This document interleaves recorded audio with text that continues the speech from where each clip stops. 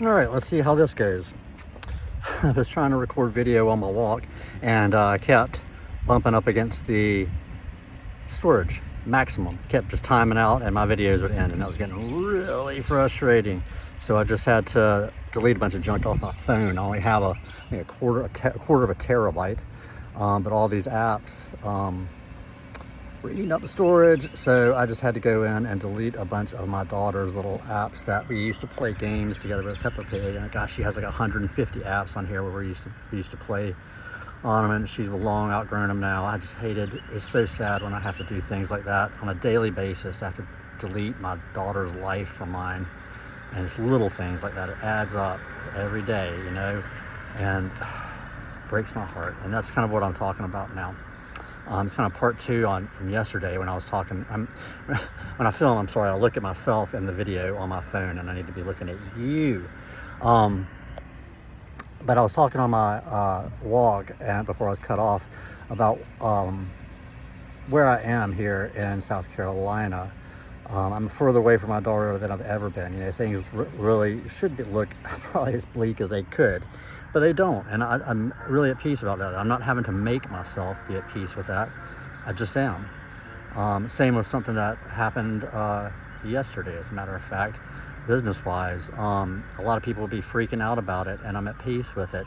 And it's because with yesterday, I'm getting a lot of intuition. I discovered that was something I spoke about that didn't make it onto the video earlier. And what this, I think, is adding up to is intuition. I've developed an intuition about certain things that I've never had, and it's new to me. That's why I'm so confused. I'm like, wait a minute, this stuff is actually happening that I think is going to happen. There's no reason, nobody's saying anything. It's just a feeling I get. And but a feeling I have, just kind of hit me the other day, that I might be in a better shape, and for Cecilia is what I'm worried about. It might be in a better shape to go and rescue her. I didn't want to move down here to South Carolina. I certainly didn't want to people think I was abandoning her. I never would. But my dad needed my attention, or he made me think he did. And so I boogied on down here, dropped everything to help him. Turns out he doesn't want any help. He's lying to me. So now I've got to spend all my money. Once I moving down here, I've got to now raise a bunch of money to get out and find somebody else to live until the house that he's giving to me, he wants me out of. It doesn't make any sense. Anyway, that's another story. I've got two big fish I'm frying right now. But the thing about Cecilia is, I think her mother is going to do her in with enough time. When she took her away, it was really, really strange.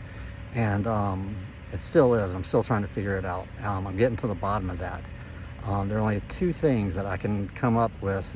I've asked the judge for a reason, and she has none. She hangs up on me on the Zoom call.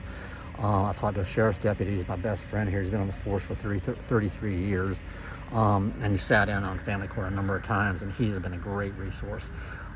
He seems to think, and I agree, he's like, find out what the relationship is between that judge and my ex's attorney. Because he's been practicing law for a while. She's fairly young. She's my wife's age. She was young. And I'm not saying romantic or anything, but something is there. There's a reason she's just handing this guy whatever he wants.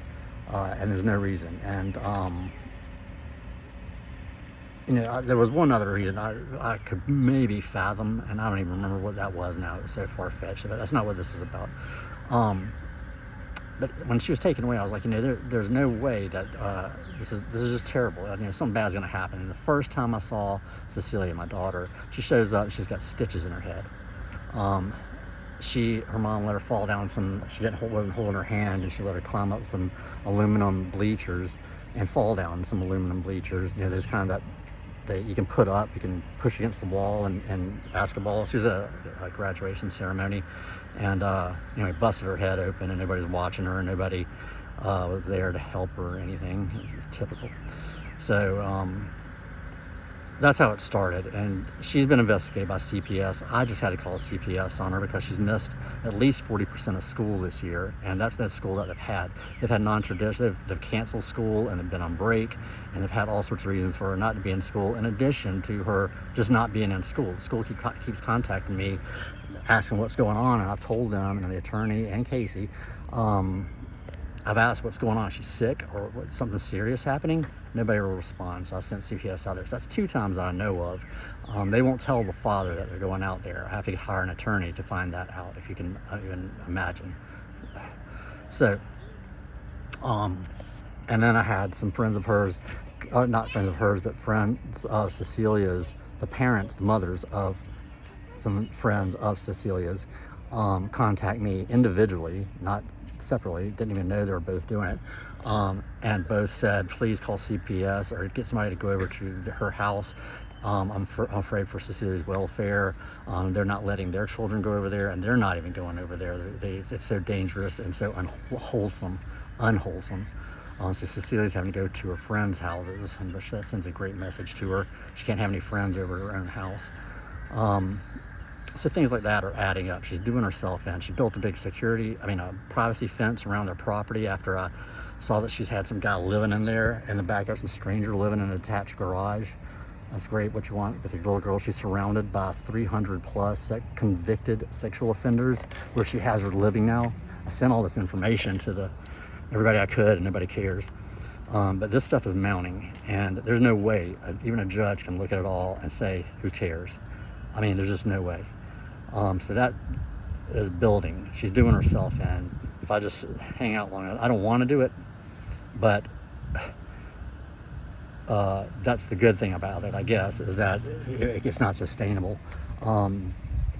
She's either going to hurt Cecilia so bad that she's going to have her taken away. CPS is going to take her away. Somebody's going to, the state or county or somebody's going to take her away, or I'm going to end up with her, which I should be anyway. And I think one of the reasons that my ex ran off with her is because she didn't want to have to come down here to South Carolina, where I'm from, and meet my friends and do all that. She's comfortably numb, as they say, with her little job up there, and she's not moving. She can't. She screwed up tenure somehow, and I heard, and all that. So she's not going anywhere. But I think Cecilia might be. I just have a feeling. So stay tuned.